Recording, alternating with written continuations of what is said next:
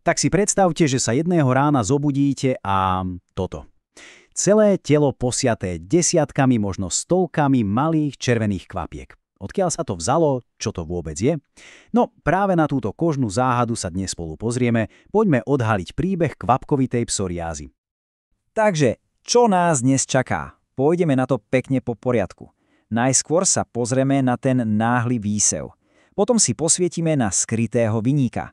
Zistíme, ako sa to celé diagnostikuje, aký je liečebný plán a nakoniec, aká je cesta k vyliečeniu. Poďme na to. Dobre, poďme na prvú časť. Čo to vlastne je ten náhly výsev malých červených škvrn? Presne tak. Tu nejde o nejakú bežnú vyrážku. Bavíme sa o desiatkách, niekedy doslova stovkách malých červených bodiek. A ten tvar je kľúčový. Pripomínajú drobné kvapky alebo slzy, ktoré sa z ničoho nič objavia na trupe a končatinách.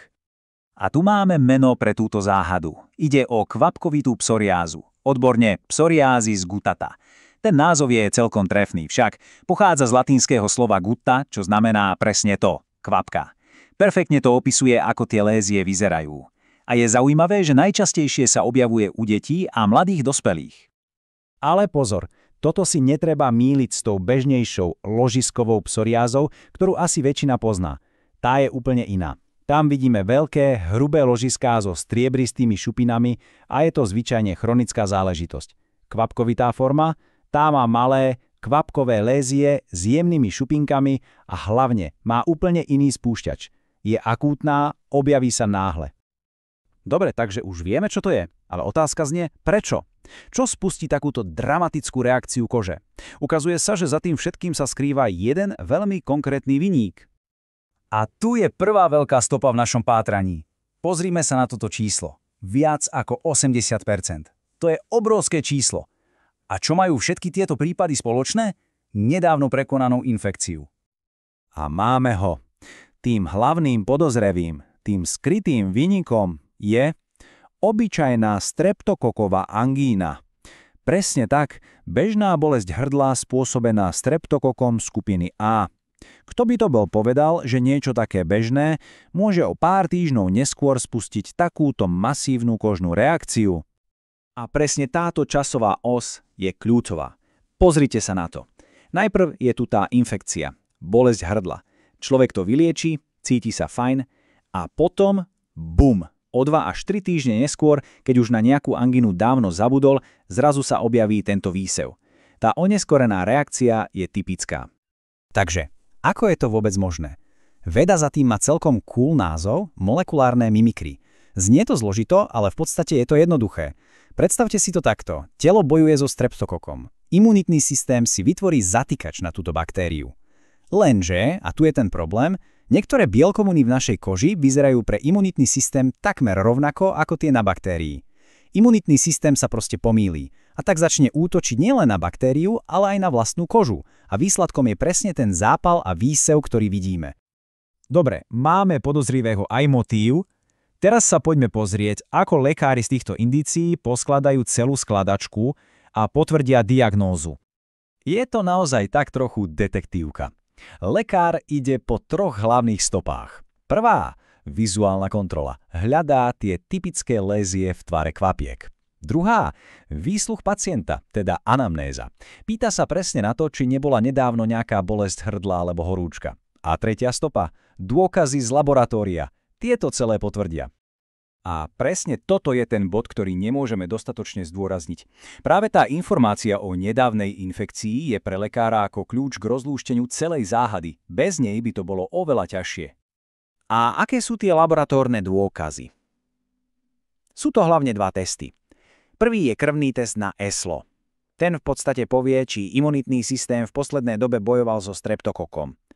Je to taký dôkaz o spáchanom čine. Druhý je klasický výter z hrdla, ktorý zistí, či tam ten streptokok náhodou ešte stále nie je. Spolu dávajú jasný obraz. Záhada je vyriešená, viník je známy. Takže, čo teraz? Ako sa to lieči? Plán je celkom logický a má 2 hlavné časti.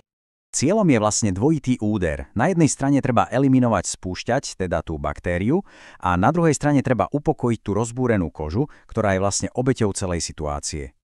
Takže, prvá časť plánu. Zamerať sa na spúšťač, a to znamená jediné – nasadiť antibiotiká.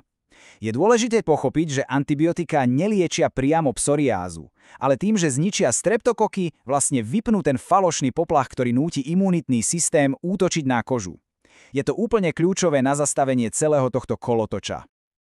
Dobre, spúšťač je pod kontrolou. Teraz druhá časť. Upokojiť kožu.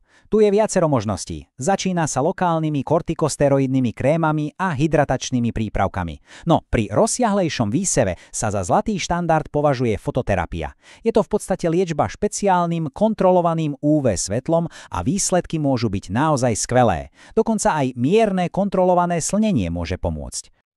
A sme vo finále. Aká je teda dlhodobá prognóza? Čo môžeme očakávať? Mám dobré správy, vyhliadky sú vo väčšine prípadov naozaj dobré.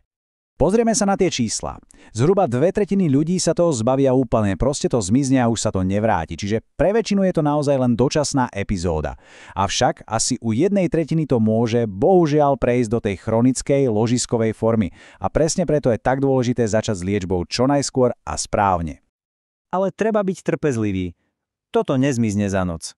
Pri správnej liečbe to zvyčajne trvá tak 3 až 6 mesiacov, kým sa koža úplne vyčistí.